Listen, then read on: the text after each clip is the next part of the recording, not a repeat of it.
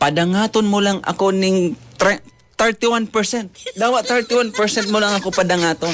Ah? Ako na ang bahala sa 69. Mapapadapit ini kay Lola Basyon, asin an sa iya makuapo mga pangga na si Maldita. Ang makuapo niyang si Maldita sa Rondaraga. Ngunya, nagbiyahe da ini mga pangga nagpamanila. First time da magpamanila ni Maldita asin ni Lola Basyon. Hali sindadigdi sa Catanduanes. Ngunya, habang nagbabiyahe da mga pangga, night trip da pati Bangge ang biyahe niya. Pag abot da dyan sa may Andaya Highway, nagtatagadol na daan na tinampo. Kung ang driver pa mga pangga kaskason magpadalagang kamba sa itaambas nindo dyan, garo ng roller coaster yan. Ang ngunyan, kang kasagsagan kang biyahe kan maglola, pasiring bayang Manila, anong istorya daw mga panggata, hinuldap da asin da, pinara da asin na kan mga huldaper.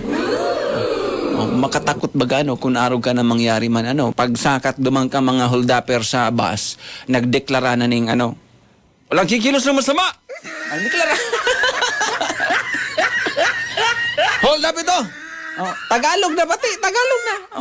Sabi ka so mga holdaper, gabos na mga lalaki digdig sa bus na ini, ihurulog sa bangin. Ihurulog da sa bangin mga pangga, hirak man. Nagrilitong-litong da. Sabi pa ka so mga holdaper, gabos na mga babae sa bus na ini, aragumon. Delikado makaagom ka ini, nanda sa oras.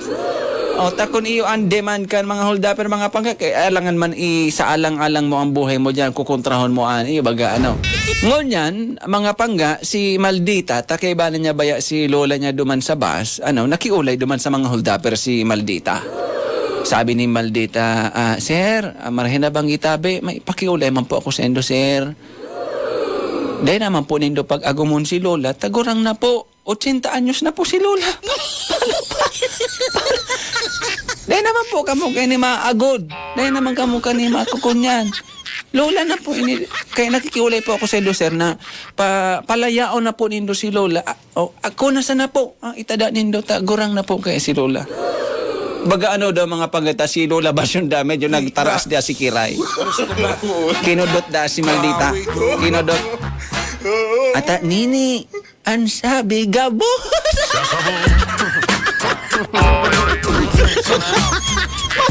Mayong exemption.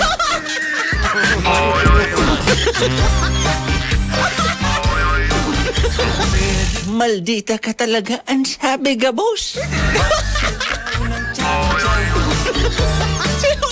Sino labas yung tiyago mo?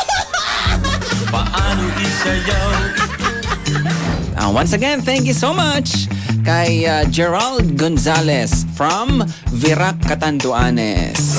Pagiramdam ini po istorya sa nakat, ang isip, imbento, ano man ang pagkakaparehas sa bagay, lugar, pangyari o pangaran, di nanganghulugan na totoo kung may kaparehas. Ini po imbento sa na, dahil po sinasadya. Alright?